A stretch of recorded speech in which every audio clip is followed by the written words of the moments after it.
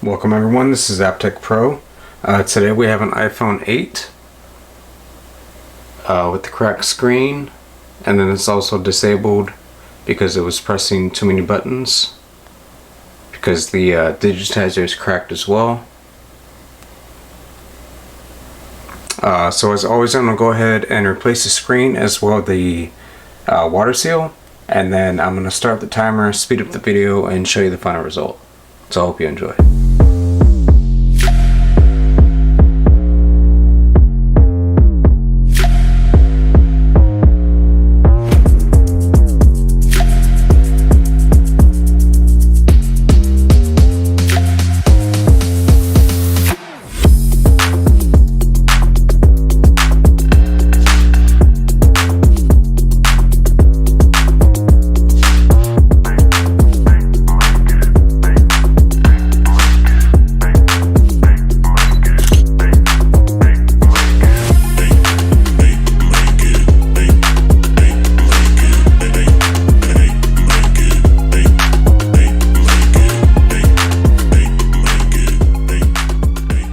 And we are done.